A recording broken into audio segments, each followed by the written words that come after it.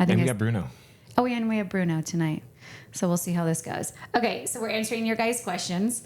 So we get questions on our DMs about our life and our marriage, and people have been so nice about this podcast. We just hit 16,000 listeners today. So it's really climbing, and I'm super excited about it. Thank you for being my producer. Thank you. So fun. As we got these questions, I'm looking at them. And I'm like, do you want me to read them to you beforehand? And he's like, no, let's just wing it. And I'm like, I don't know. Maybe this was a mistake. We can always edit. We can hit the edit button. I'm like, you know what? I ran into my friend Jen at yoga just now, and she was like, your podcast is really good. You're very she's like, I know all this about you. She goes, but I didn't think you would share stuff like that. And I was thinking, oh my God, what? Sometimes you're like an open book. I know. And I was thinking, what did I share so far that people would be like, and then I was thinking, I asked her and she was like, well, the Mac stuff, which I understand. Yeah, that's tough. And then she's like, you got your eyes done. And I was like, oh my God, that's like peanuts. Yeah, people like to have secrets. No, not me. I can't have secrets. I cannot. Okay. Moving on. So I don't think I'll tell the names, but it's all from Instagram. So I don't know if I've never done this before. So this is what it looks like. I don't know if you can see it.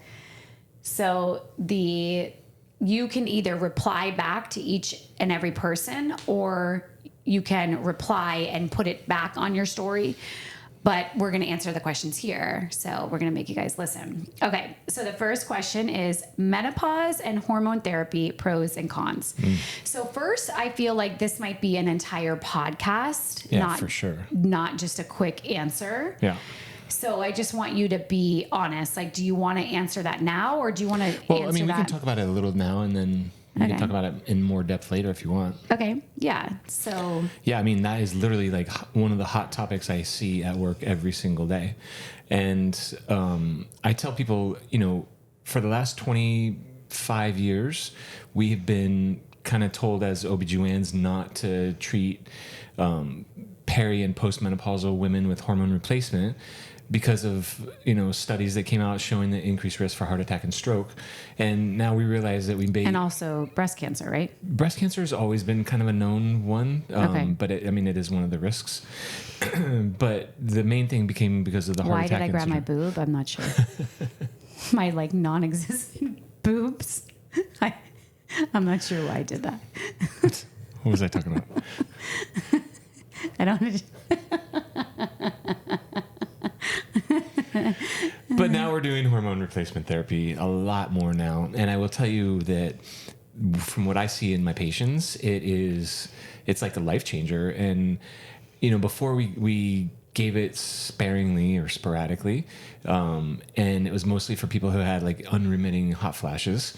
And now we're basically able to do it for all the things that, you've talked about a little bit here and other venues, but it's like you can help out with like sleeping, people's moods, how they feel their immune system, how their muscles react, and you keep them in a reproductive state instead of going into the menopausal state, and it does benefits for everything: tissue, skin. But for the most part, they should talk to their gynecologist. No, for sure. Yeah, for sure. Or come to Chan.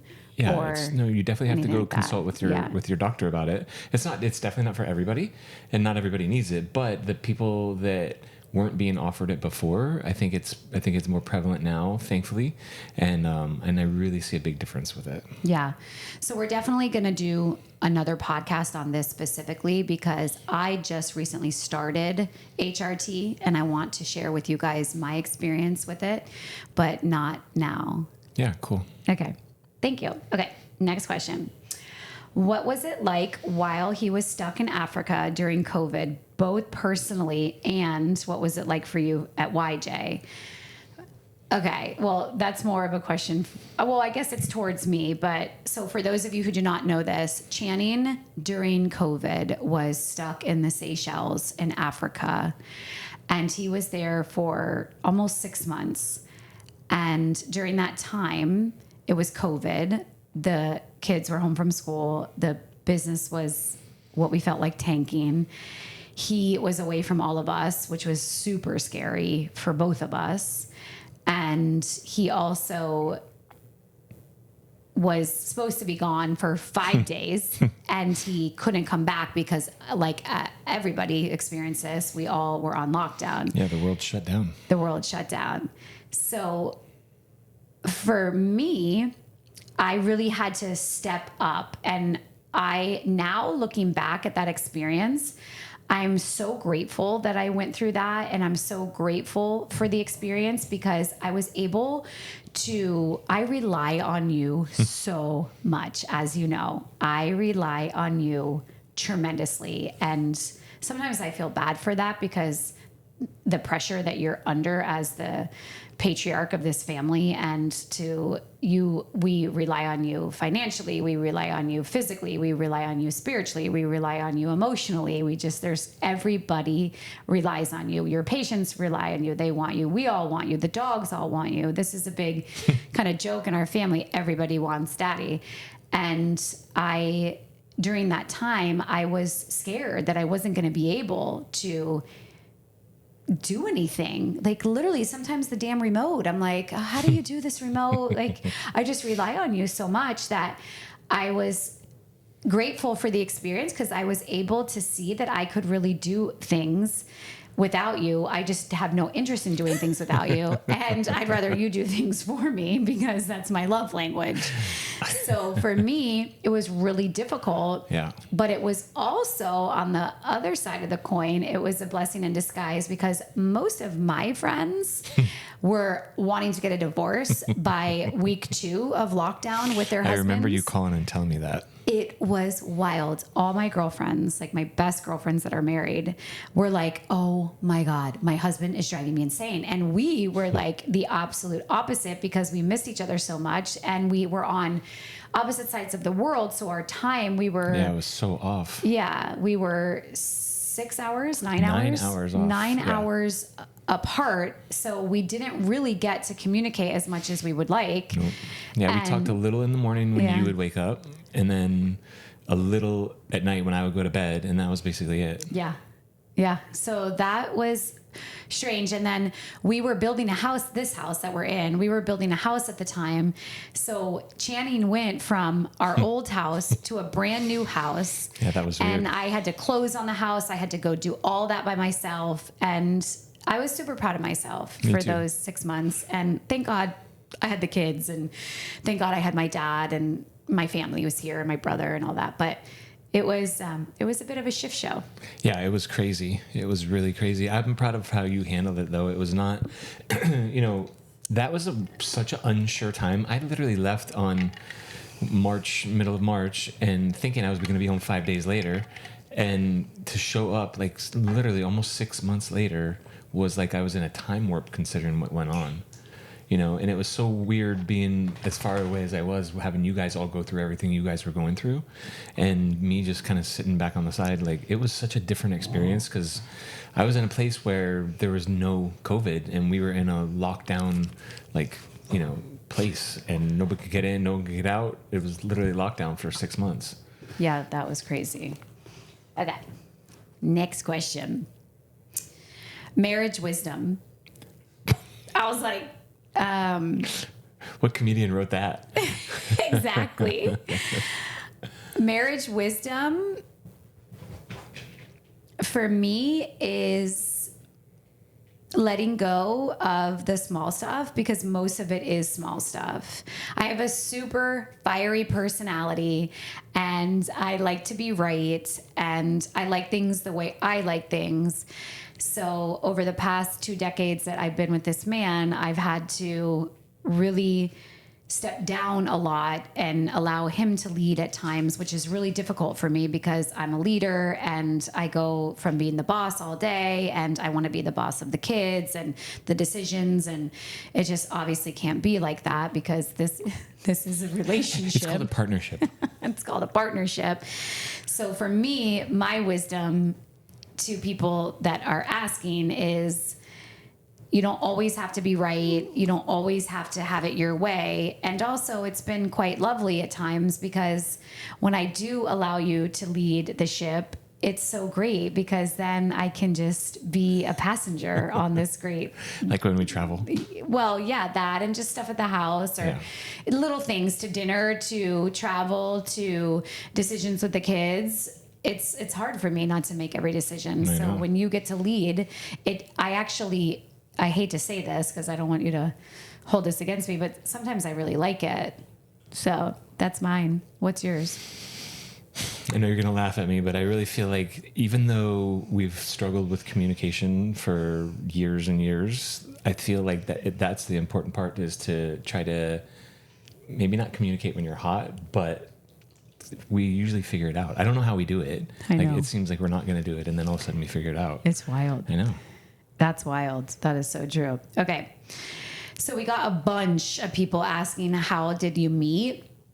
And I was thinking, how we met is not that exciting. So our families have known each other for so long. Like our grandparents knew each other. We both grew up here. He's much older than me. 8 years. I like to say 9, but it's for like 2 months, it's 9 years. Yeah, but it's really 8. So I'm going to be honest as much as I can. So our families knew each other, and my oldest brother dated Channing's youngest sister in high school. So I always knew of him. And I guess the very first time, well, we met a bunch of times in passing, and how we started dating is you were going through a divorce, or you had been divorced. I already got divorced. Yeah. And Don't go starting rumors now. oh my God. Oh God, that's so true. I just forget, how savage the Instagram don't go starting and with the rumor mill. Yeah, how savage the internet is. So he was divorced and we started dating. My girlfriend Deidre actually was the one that was like, Dr. Co's single. And I was like, Dr. Co's single? Oh my God. So, and it's been a couple decades and Here we are. lots of kids and businesses and dogs and Yeah, we've had a good go at it, I think. yeah. So this is hilarious. I do get this question a lot. What is your secret behind being married to an OBGYN? And this comes from a guy too. So I'm not quite sure what that means, but I guess, so I don't really know how to answer what the secret is to be married to an OBGYN. Yeah, what is the secret? I'm not sure. But what I've gotten before is it hard to be married to an OBGYN because you're around women all the time, especially in South Florida. Yeah. You're around beautiful women all the time. And I have never, ever, ever been like anything but supportive about that. And I don't even think about it. Also because you're such an amazing doctor. So actually when people ask questions like that, I don't know, for some reason, I'm just like, that's weird. Like, why would I be jealous of my husband's like business or seeing women and their parts? And also it's like such a personal thing that us as women, it's guys ask this question. Women don't really ask this question. Well, I don't think maybe. But everybody thinks they're trying to be funny, and they don't realize for me it's weird. So yeah, you're just such an amazing doctor, and you're so respectful. Yeah, and it's your job. You're the best doctor. Thank you. In my opinion, I'm going on Friday. I have my appointment on Friday. Oh, good. Yeah. Hope you're on time. Yeah. Ugh, you better be on time. Yeah. Don't even. You better be on time. No, I'm pretty good about being on time now. So this You'll get to see the new animal that we have at the office. We have a new office dog. Yeah. Yeah. So on Friday I have my pap, and I'm going with one of my best girlfriends, Deidre, for her pap. We're going to do dueling paps. Like dueling pianos. Yes. And then I'm also doing the genetic testing for cancers, and breast cancer is one of them. Yeah. And my girlfriend Deidre just went through her battle with breast cancer, and I said breast cancer. Breast, not breast. That lisp comes out, man. Breast cancer, and she's going to be on the pod for Breast Cancer Awareness Month next month. So I'm really excited for you guys to hear her story.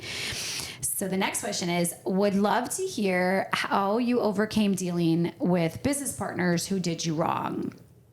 So I actually love this question because I think that this happens more than you think. People get together in business as friends, as coworkers, as family members, and business can put an interesting spin on a situation and on a relationship, and it can be quite a strain for a lot of people.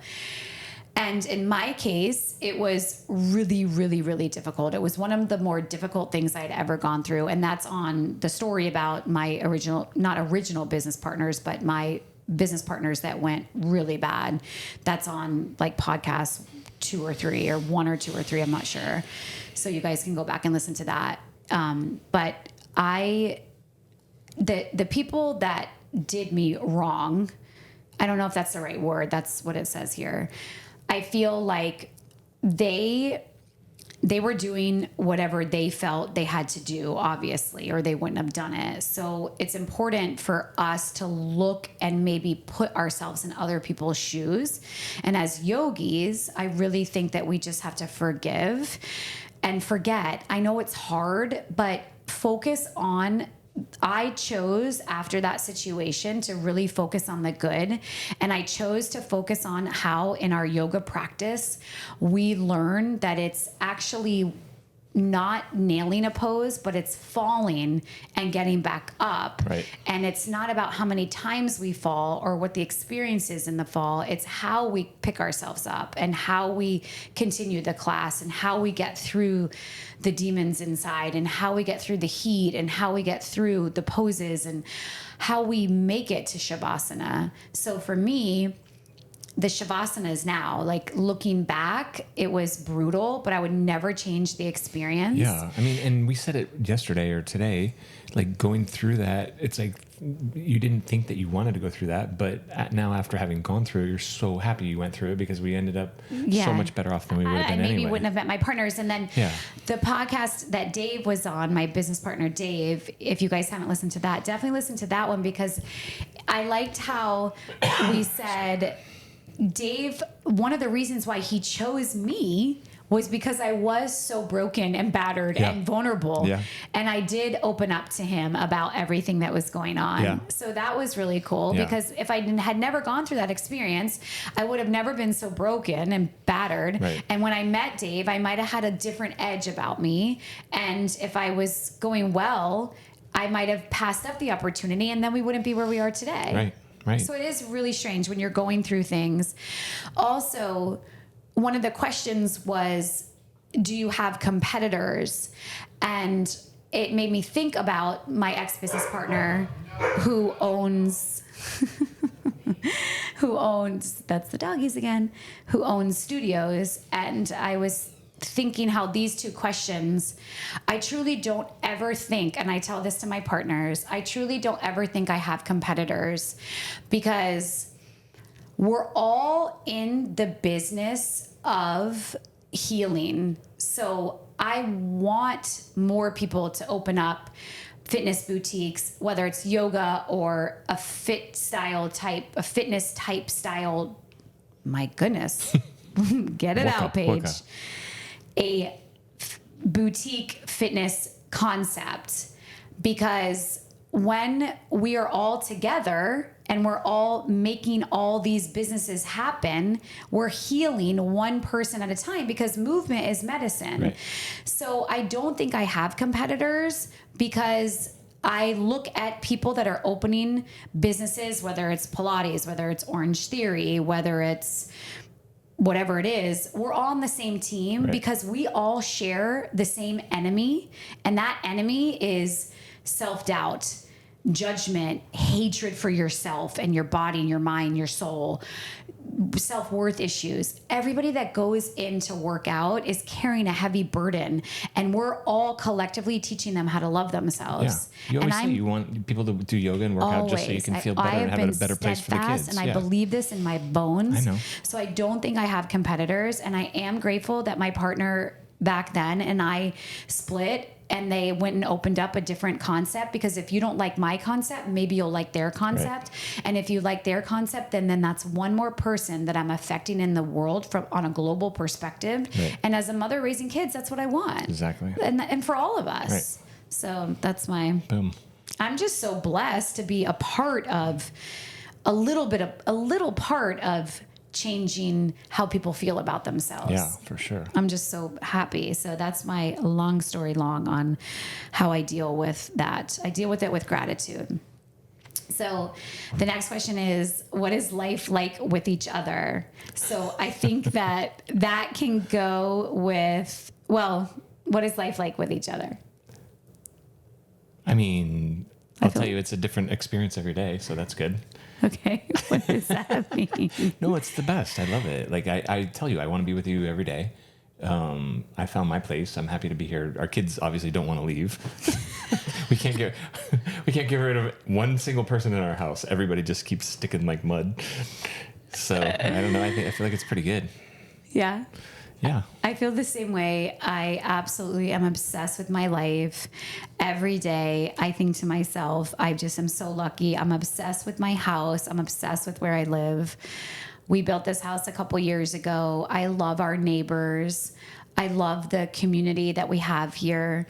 I wish my house was bigger because we do have so many people. My dad lives with us, which is amazing. He's so helpful. He cooks for us every single night. So I do not cook. You guys don't want me to cook. And I love the community here, and I love that I can feel safe walking the dogs. And when you're out of town, I feel so safe. I love that I have friends from high school and their husbands that I feel safe calling if I ever needed them, with you being out of town and traveling. I do wish the house was a little bit bigger. Like, I wish I had one more bedroom or even two more bedrooms. And I know you wish we were on the water, which for me, that doesn't mean anything. So Yeah, I like that. Yeah. Yeah. Why are you laughing? It's just funny to hear you say it. Yeah. Yeah. That's okay. Okay. So the next question is, what role does communication play in your relationship, and how has it evolved over time? Oof. Can we get a new tape to start going? So when I read this question, we were just in the hot tub, like right before this, and we were laughing, and I was like, no, we have to like wait for the podcast. So of course now it's not as funny, but I was like, the truth of the matter is, guys, is that we're actually not great communicators with each other. And it's been actually a problem for 2 decades. And sometimes we're just like, it's wild how we are so obsessed with each other, and we love each other so much, and we do really genuinely like to be around each other, but we just do not communicate great. I'm always like, square peg, round hole. Like, why don't we communicate? But then there is a flip to that. I do feel like, well, first I feel like people wanted me to come on here and be like, oh, we communicate so great and everything is peachy keen all the time. It's just not. You're like, listen, when I go down, you don't have to come down here. You stay up because you're already in a good mood. Just stay up. I'm like, well, I like being with you, so I'm just going to go down too. Then we'll hang out down there, and then we'll work our way up together. And then if you're up, I'll just stay up with you. That's literally. Don't bring me your down stuff, because then I'm going down too. So I'm always like, why? Why is it that if I am frustrated about anything, you guys, anything, it could be kids, it could be money, it could be the yoga joint, it could be a client that was an asshole. Yes, that happens.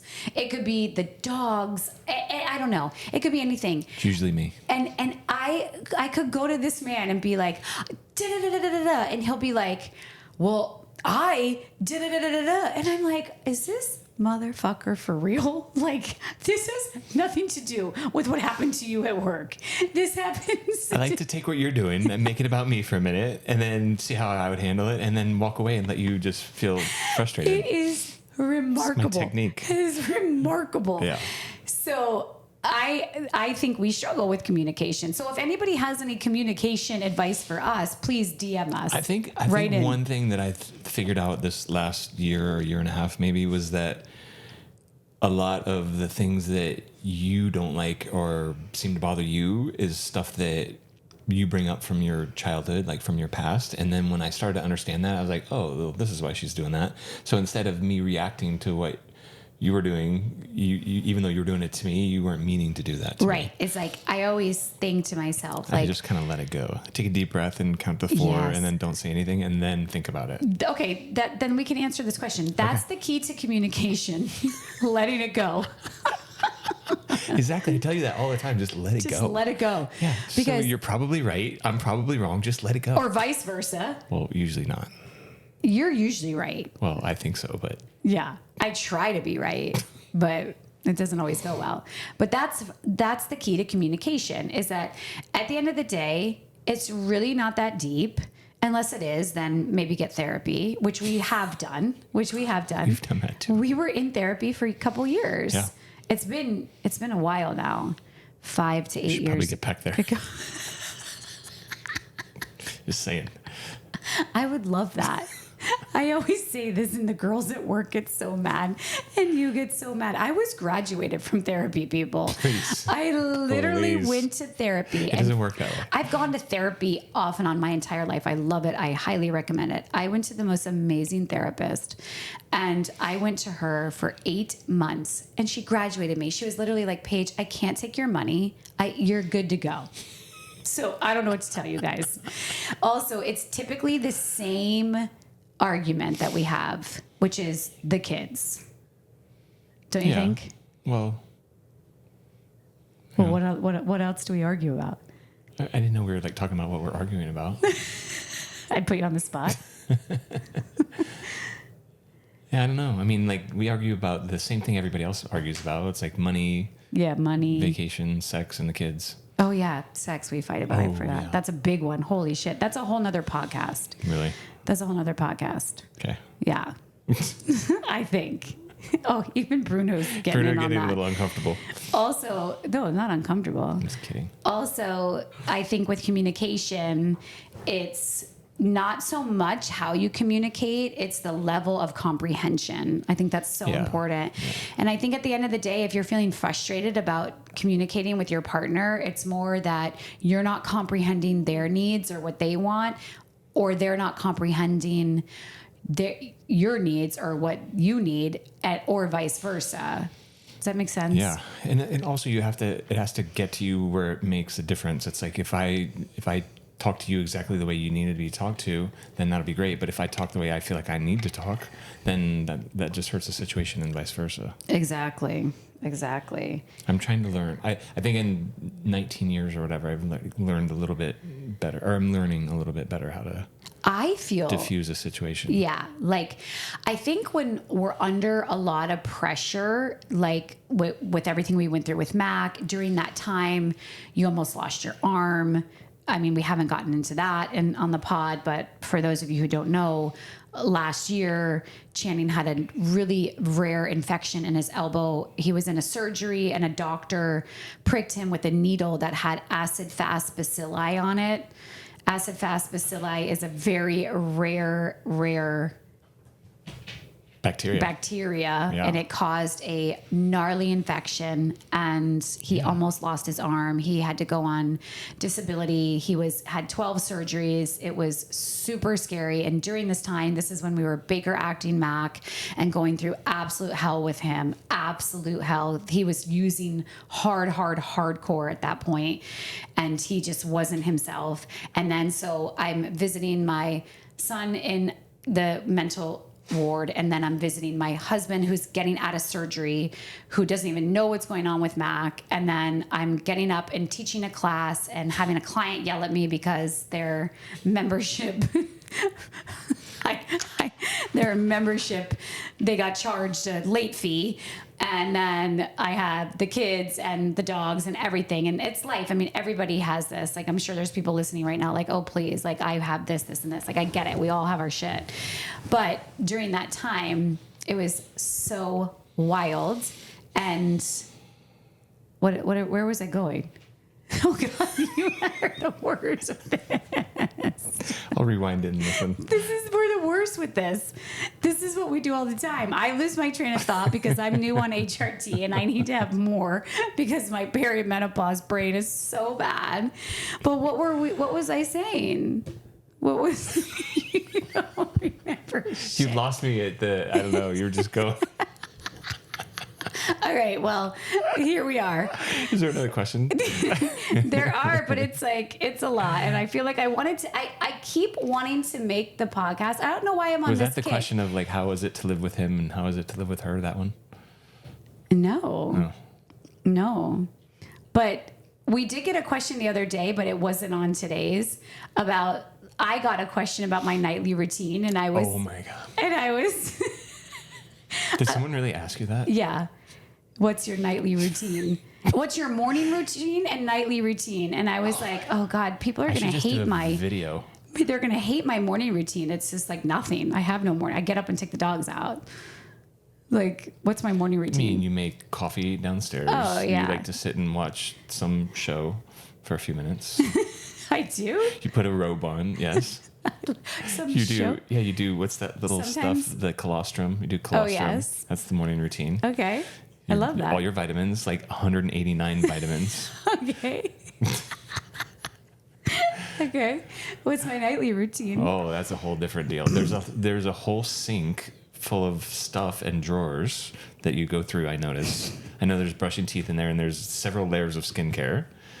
Then out of the bathroom walks this, like, it looks like a hockey goalie is the only thing I can ever explain because it's all lit up with that hockey mask and there's like red LED lights coming out of this hockey mask. It literally looks like I'm next door to Kenny Rogers Roasters. And then you read with these light that comes down and literally shines right on your nipples. And it lights up your book, but I can't see anything except for the nipple shadows on your book with your hockey mask. It's very difficult to sleep next to you.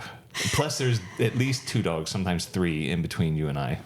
Okay, but after the red light mask, what happens? Oh, God, there's like castor oil situation going on the belly. There's usually like a heating, warming pad. Sometimes there's period underwear. I don't know if we talk about that. No, but I'm dying. I'm waiting for the final step. The what? The final step. What's the final step? Oh, my God. I thought that's like the actual go to sleep routine. When you have to like unravel the little tape and you put it on your mouth. So then I'm laying next to a hockey goalie with mouth tape on her. And then I accidentally say like, good night, I love you. Yeah, the eye mask. Like a furry eye mask. And some sort of a whoopee that's been there forever. And then I accidentally say good night to you and you're like, I'm like, oh, you got your mouth tape on. Don't talk to me. And don't touch me. I have my mouth tape on. And then I put a pillow for it. Well, that was the next thing I was going to say about there's like a blocker of some sort of like just like structure of pillows that gets built between you and I. In like 1.2 seconds, it's up. Yes. Because I'm blocking him and the dogs. And then I've turned my noise fan on. Oh, yeah. And 2 noise fans. And I have 2. And then I'm out. And you have to have the thermostat on 70, sometimes 69. 69, 70. Yep. Yeah. There it is. Pretty much it. That's And hilarious. then you're guaranteed to stay up and wait until about 2 o'clock in the morning until you fall asleep. God. And then go to the bathroom 5 times. Yeah. And then wake up with a stomachache. Not anymore since carnivore. Not since you're carnivore. Those are good old days. And then what's your nightly routine? Oh my God. I walk the dogs, brush my teeth, and then I go to bed and I throw a t-shirt over my eyes, and then I wait for you to wake me up in the morning. It's so amazing. At least I don't snore anymore. To be a male. No, you do not snore anymore. All right. Well, this was fun. I love the questions. Do I? No, I do. I do. I love it. I think I should do a video of your nightly routine. You should. We'll do it and then we'll add it on here. Okay, that'll be great. That's hilarious. Guys, the mouth tape is a game changer. I've mouth taped for 2 years. If you've never done this or never heard of it, just Google. Well, I don't know. Maybe don't Google it because I think when you Google it, it says like, what? Mouth taping? Yeah, because on Google, it says it's not good. Why do you do it actually? Because You're a it's mouth really breather? bad to be a mouth breather. And so it keeps my lips closed. I open my mouth. It's so annoying. And I feel myself opening my mouth. I like how you have that one tape that has like the little hole in the middle of it. So it's like it's got a whistle hole right in the middle of it. Yeah, some do, some don't. Which do you like, the hole or not hole? It's funny. It depends on the day. I like both. I don't know if I could pull it off with a beard. You're a kisser. Yeah. I love the mouth tape and At least you everything don't else have I to do. do the Invisaligns anymore. Yeah, no Invisaligns. Well, I should wear it. I don't. Yeah, but you don't. I know. I You was could thinking. tape it in there. No, it doesn't matter. Even when I had my Invisalign, it doesn't matter. You don't feel it when you're sleeping with the mouth tape. All right, we'll put links. All right, guys. Thanks so much for tuning in. We'll see you next time. Okay. Okay.